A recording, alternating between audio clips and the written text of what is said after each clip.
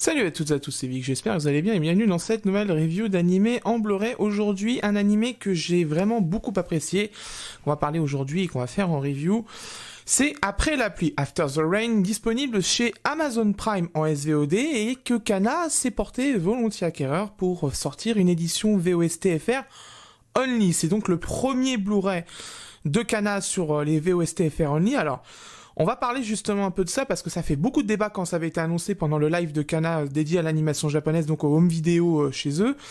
Les coffrets VSTFR Only ont deux buts. Le premier, c'est de sortir la série dans un support physique pour que les gens puissent l'acquérir. C'est-à-dire que du coup, si jamais les droits SVOD expirent, que les gens puissent encore avoir une porte de sortie pour pouvoir acquérir l'œuvre et la re-regarder à nouveau. Mais ça permet aussi d'avoir une deuxième possibilité, c'est d'avoir la qualité de l'animé dans la meilleure qualité possible. Vraiment. Donc là, on est vraiment sur un Blu-ray, on n'est pas sur les débits de la SVOD. Et d'ailleurs, sur ce coffret, je préfère vous le dire parce que je le sais de toute façon, j'ai déjà vu à peu près ce qui a été fait dessus. Il dispose aussi ce coffret-là par rapport à la traduction d'Amazon. La traduction de Kana, c'est une nouvelle traduction. Ce n'est pas celle d'Amazon qui a été reprise pour ce Blu-ray. Il s'agit d'une retraduction totale de la série. Parce que je vous rappelle que Amazon, de manière générale, traduit très mal leurs séries. Il y a qu'à regarder Scumswitch, etc., qui sont très mauvais. Il y a qu'à regarder juste ça, c'est assez affligeant au niveau qualité de traduction. Donc Kana a fait une nouvelle traduction et a sorti ce coffret Blu-ray. Enfin, cette édition d'archivage, en vrai, concrètement c'est vraiment une édition d'archivage, avec aujourd'hui une édition déjà en boîtier plastique avec fourreau carton. Alors, donc déjà, première chose à dire, full illustration devant, pas de bande, pas de logo, rien, la sobriété à l'état pur sur la face avant du coffret, c'est quand même une très bonne chose. Je pense quand même que les bons choix sont faits là. Déjà dès le début, juste là, c'est les bons choix. C'est très sobre, logo de la série, illustration, très bien, parfait. La tranche, on a la mention après la pluie, Kana Home Video, et vous regardez d'ailleurs, ils ont mis le logo dans le bon sens, ça c'est une très bonne news. 2 Blu-ray disques, donc du coup la série est coupée en 6 épisodes par disque. Et donc voilà, donc de l'autre côté pareil, même chose. Derrière, alors, nous avons le logo de la série ici, la phrase d'accroche, le speech de la série, bien sûr. Et nous avons aussi quelques captures d'écran, bien sûr, bien évidemment. Et nous avons en dessous les spécifications techniques. Nous sommes face à un Blu-ray en 16 neuvième, compatible tout écran. Bon, en vrai, mettre du 16 neuvième sur un 4 tiers, c'est quand même assez compliqué, mais ça se fait quand même. Avec environ 5 heures de programme sur 2 Blu-ray disques, 12 épisodes, donc c'est 6 épisodes d'un côté, 6 épisodes de l'autre. En japonais, au niveau du son, et avec une piste sous-titres française.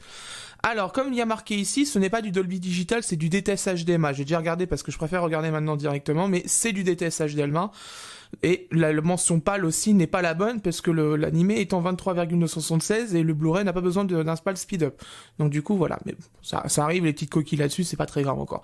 Tout public, etc. C'est une très belle série réalisée par Wit Studio et on va la sortir tout de suite. Et déjà, première chose qu'on remarque, premier effort que Kana a fait, ils n'ont pas réutilisé l'illustration du carton sur l'illustration du boîtier à mareille. Vous voyez, elle est totalement différente. Et on va aller jusqu'au bout. Les captures d'écran en bas ne sont pas les mêmes non plus. Ça, c'est une très bonne chose. Vous voyez, ça, c'est très bien. Ça s'appelle de la finition. À l'intérieur, on va ouvrir. Tac. Donc dedans on a un petit truc pour nous rappeler que le vinyle de One Piece Stampede est disponible en ce moment en vente. C'est d'ailleurs, je vous conseille de le prendre parce que les vinyles sont vraiment top de toute façon. Au niveau qualité audio, c'est quand même vraiment autre chose. Un vinyle, c'est beaucoup plus chaleureux de toute façon en son. C'est beaucoup plus rond. J'en parlerai un jour quand le blog sortira. À l'intérieur, nous avons 2 disques Blu-ray avec des visuels différents. Donc c'est plutôt cool, on a 2 visuels différents, là-dessus pas de soucis, vraiment c'est parfait comme j'avais dit, bien sûr, de 1 à 6 et de 7 à 12, donc ça fait bien 6 épisodes par disque, ce qui est qu'un bon ratio, ça permet d'atteindre les 30 mégabits par seconde sans problème. Et je vais vous montrer autre chose, à quel point que la finition est plutôt bonne sur ce coffret, c'est que pour une édition dite d'archivage et pour vraiment les gens puissent l'acquérir pas trop cher et garder dans leur collection, il y a un fond aussi, au fond du Blu-ray, c'est-à-dire sur l'illustration, vous voyez à l'arrière, c'est pas réversible, mais il y a un fond exprès pour pouvoir avoir quelque chose au fond du boîtier Blu-ray, que ce soit pas juste blanc. Ça, c'est plutôt cool. Ça, c'est signe quand même d'une bonne finition et d'un choix de faire les choses correctement.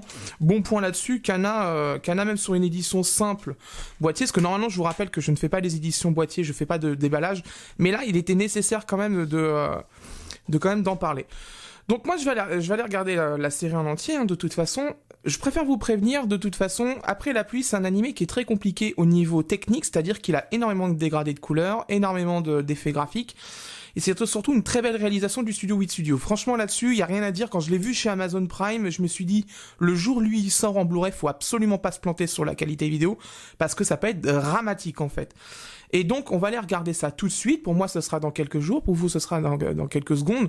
À tout de suite pour la seconde partie de la review au niveau technique. Bien, après avoir vu le Blu-ray, je peux vous donner mon avis. En ce qui concerne la définition, c'est une définition de 1901 par 1080, FPS de 23,976, une compression en H264 et un débit qui avoisine en moyenne, puisque c'est un encodage en débit variable, 30 mégabits par seconde, ce qui est une bonne valeur quand même, mine de rien, pour un animé pareil. Après la pluie est vraiment un régal au niveau de réalisation. Contour bien net, magnifique couleur, une superbe exploitation des dégradés de couleurs. La réalisation est vraiment incroyable en tout point sur cette œuvre. Vraiment, c'est vraiment exquis à voir. Et pour exploiter un si bel animé, il faut aussi un très très beau encodage. Et bien Kana nous livre vraiment aujourd'hui un très beau Blu-ray d'un très haut niveau technique. Parfaite maîtrise des dégradés de couleurs et vraiment de la gestion du color banding est vraiment très bonne. La compression est vraiment excellente tout au long de la série. Il n'y a pas un seul défaut que j'ai détecté qui vraiment n'est pas pardonnable. Il y a vraiment une belle compression. En même temps, l'animé ne bouge pas tant que ça, mais il a beaucoup de couleurs très saturées, avec beaucoup de dégradés, beaucoup d'effets graphiques, etc. Ce qui peut être très délicat pour compresser. Et là, très franchement, la compression est vraiment très bonne. Merci à Kana qui a fait le job dessus. Ça fait plaisir. Au niveau du son, nous avons une simple piste VO en DTS HDMI stéréo 24 bits 48 kHz. Contrairement à ce qui était indiqué derrière le coffret, nous ne sommes pas en présence avec du Dolby Digital, mais du DTS HDMI, donc une piste son sans perte de qualité. J'ai pu tester l'animé sur ce qu'il faut au niveau matériel. Franchement,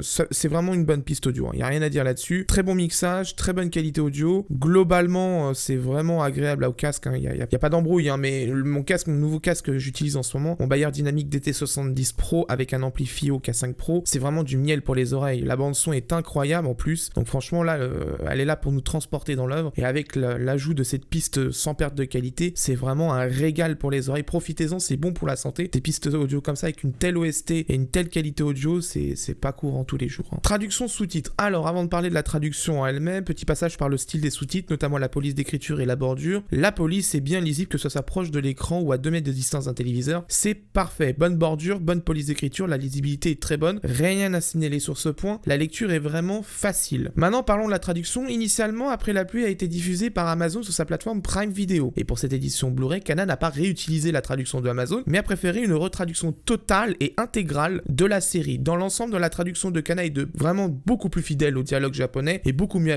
adapté que là où Prime Video était suradapté et tronquait énormément le sens au niveau des répliques. Pour vous illustrer un peu ce que je vous dis, prenons l'épisode 7, début de l'épisode, nous avons le personnage principal, Tachibana, qui annonce une nouvelle commande. Dans la version Amazon, il parle d'un menu C, alors que dans la version Kana, il parle d'un steak façon japonaise, etc. Et c'est Kana qui a raison justement sur ce point-là. À aucun cas, elle fait mention d'un menu type C. C'est surtout du fait, je pense, que la norme de sous-titrage d'Amazon est beaucoup trop stricte au niveau du caractère par seconde, ce qui est inutile sur des séries animées, où le japonais peut poser beaucoup de problèmes au niveau de l'adaptation. Donc vraiment là-dessus, Kana a fait le bon choix de rétablir les dialogues et donc de retranscrire exactement ce qui est dit en VO avec une bonne adaptation lisible et pas trop surchargée au niveau sous-titres. C'est vraiment très agréable. Vraiment, la traduction d'Amazon ne fait vraiment pas honneur à la série, et Kana a fait le bon choix, je pense, là-dessus, ce qui bien sûr a eu un coût, de toute façon, faut pas se leurrer, mais voilà, c'est une bonne chose qui a été faite. Et il est aussi à noter que Kana a pris la peine de traduire l'opening et l'ending au niveau du stage japonais. Ça, c'est une très bonne chose. C'est quand même dans la finition de ce qui a été fait dans le coffret. Pour une série d'entrée de gamme, il y a quand même eu des efforts de fait, notamment à la traduction du staff japonais, ce qui est quand même une bonne chose. Fan de VO, vous êtes gâtés, parce que Kana vous livre aujourd'hui une traduction de bien meilleure qualité que celle disponible en SVOD chez Prime Video. En conclusion, Après la pluie est vraiment magnifique. Réalisation, couleur, bande son, histoire, photo, il y a tout qui est bon dessus. C'est vraiment un coup de cœur pour moi. C'est un très bel animé qui mérite d'être vu dans les meilleures conditions. Je n'ai pas vu les 12 épisodes passés, franchement c'était vraiment un excellent animé qui a un bon rythme et qui est vraiment m'a scotché dessus de par sa réalisation. Wit Studio a fait vraiment du très bon travail et ça mérite vraiment un achat de Blu-ray. Et bien ce Blu-ray justement, j'insiste, la traduction de qualité de Kana est bien meilleure que celle d'Amazon, et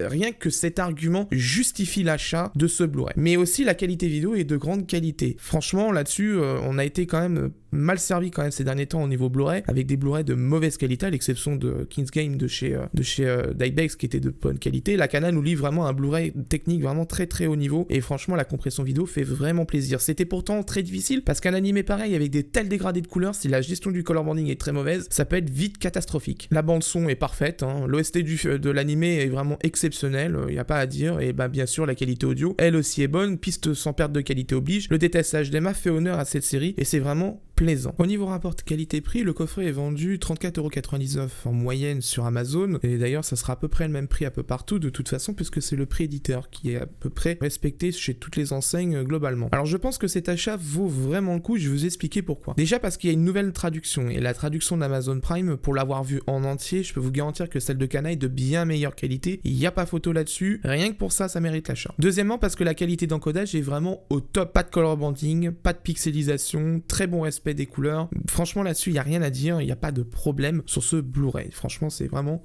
agréable. Mais aussi parce que cette édition Blu-ray va être le seul moyen à long terme de revoir la série ou de la voir une première fois. Je vous explique, Amazon Prime a pour l'instant des contrats à durée déterminée, un peu ce qui équivaut au CDD de chez nous quand on travaille, et ce qui fait que le contrat avec Fuji TV va arriver normalement bientôt à terme, et donc du coup il ne sera probablement pas renouvelé, je pense, parce que faut être très honnête, les séries Notamina qui sont dans le catalogue de Fuji TV ne sont pas mises tant que ça en avant sur Amazon Prime aux États-Unis et en Europe, donc du coup ça fait que ces séries-là tombent un peu dans l'oubli. C'est un peu dommage parce que Scumswitch par exemple est un excellent animé et malheureusement il est arrivé sur Amazon Prime. Il n'a pas eu de publicité, de communication dessus de top. Il n'y a rien eu dessus quasiment. Pourtant c'est une très belle série et en plus combo le summum du summum, on a eu une traduction Google Trad et ce qui fait qu'aujourd'hui cette série est totalement à l'abandon et se fait pirater comme pas possible parce que les gens ne veulent pas le regarder sur Amazon Prime à cause de sa traduction. Donc je pense que cette édition Blu-ray vaut vraiment a vraiment un intérêt, c'est pour ça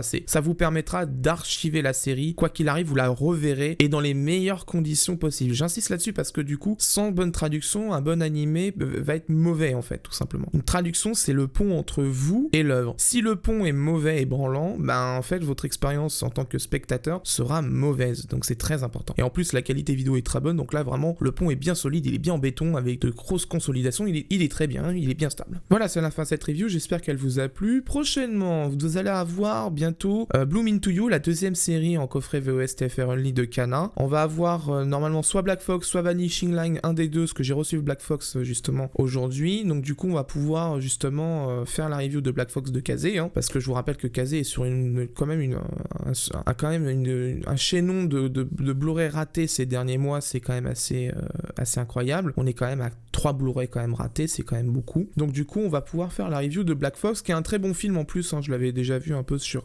ADN, donc on va pouvoir faire la review de ce Blu-ray. Vanishing Line suivra sûrement après, et il y aura aussi normalement d'autres coffrets qui vont arriver, peut-être Deno Coil, parce qu'apparemment il arrive en stock sur le site de Dybex, et aussi peut-être Yu-Yu Hakusho, parce qu'apparemment il va arriver en stock lui aussi. Donc du coup on garde espoir, on va peut-être avoir des sorties Dybex 2021 d'intéressantes, autres que Vanishing Line et cette purge qu'est King's Game. N'hésitez pas si vous souhaitez me soutenir, bien sûr, les liens affiliés dans la description me permettent de réinvestir dans les coffrets, c'est des liens Amazon, si vous faites des achats via ces liens, que ce soit des Blu-ray ou toute autre chose, si vous passez par ces liens, vous pouvez me redonner une petite commission pour que je puisse réinvestir dans les coffrets. Il y a aussi Utip qui est à disposition, si vous ne souhaitez pas faire vos achats sur Amazon, n'hésitez pas, à votre bon cœur comme on dit, mais ce Utip est là justement que vous puissiez participer aux reviews comme vous l'entendez de toute façon. Si vous souhaitez soutenir la chaîne aussi, n'hésitez pas à vous abonner, de lâcher un pouce bleu et de commenter dans l'espace des commentaires, de manière respectueuse bien sûr, je le dis tout le temps, mais n'hésitez pas, l'algorithme de YouTube de toute façon favorise les vidéos où il y a beaucoup d'interactions, donc n'hésitez pas à bombarder les commentaires noblement comme on dit et de honorer justement l'algorithme. Quant à moi je vous laisse et d'ici là portez-vous bien. Ciao.